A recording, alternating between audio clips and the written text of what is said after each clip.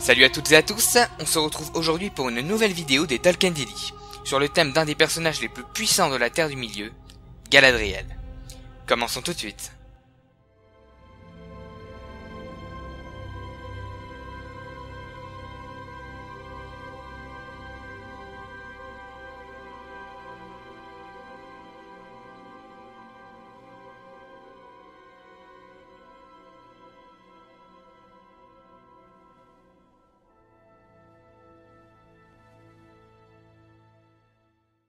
Galadriel était le dernier enfant et la seule fille de Finarfin et Éarwen.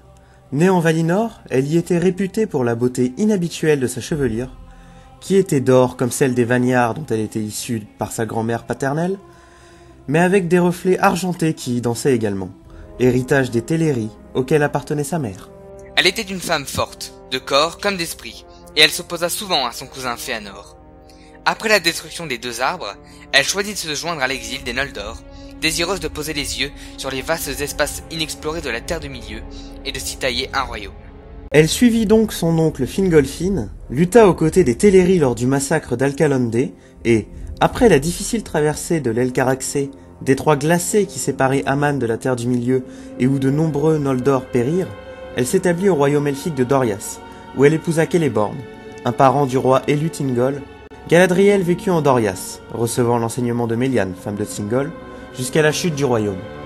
Après la chute de Morgoth et la submersion du Beleriand, elle refusa l'offre des Valar, qui incitait les Noldor et les Sindar à venir ou revenir en Amon, par amour pour Celeborn, qui ne désirait pas quitter la Terre du Milieu, mais aussi à cause de sa propre fierté.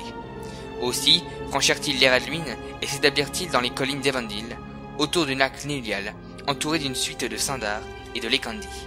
Vers cette période naquit celui qui serait leur fils selon certains textes, Amroth. On ignore la date de naissance de leur fille, Celebrian.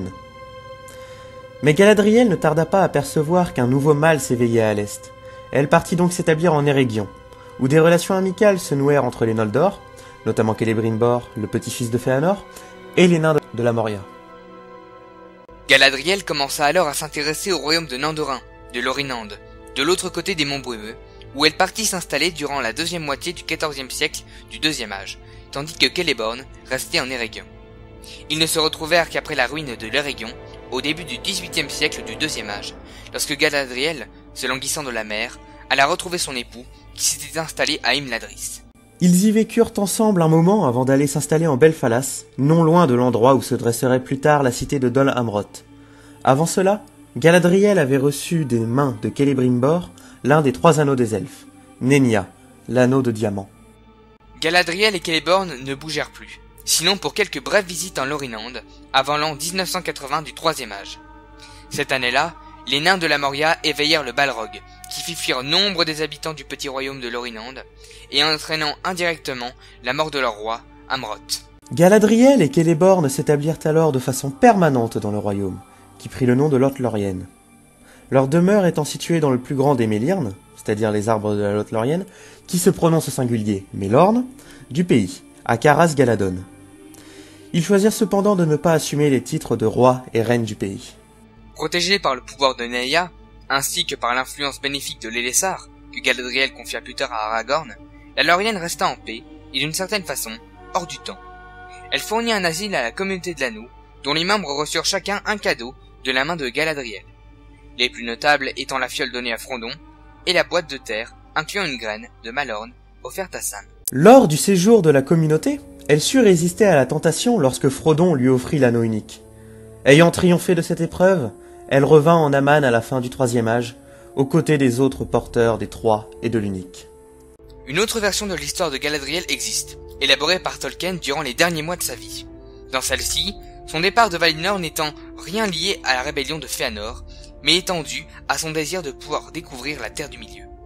Ce désir la poussa à se rendre chez les Teleri d'Alakondei et de rencontrer Celeborn, qui est ici le petit-fils d'Holloway. Au moment où ils allaient demander aux Valar l'autorisation de partir pour la Terre du Milieu à bord d'un navire télérin, Melkor et Ungoliant tuèrent les arbres et volèrent les Silmarils.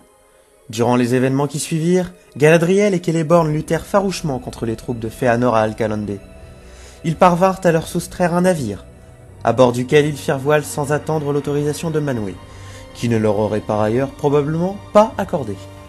Ils accostèrent dans un des havres de Círdan, où ils furent bien accueillis, mais ne se joignirent pas à la guerre des joyaux, qu'ils jugeaient sans espoir. Au lieu de cela, ils partirent au-delà des montagnes bleues, et s'établirent parmi les elfes sombres et les hommes. Voilà, cette vidéo est terminée, on se retrouve le mois prochain pour une nouvelle vidéo des Tolkien Daily. Salut à tous!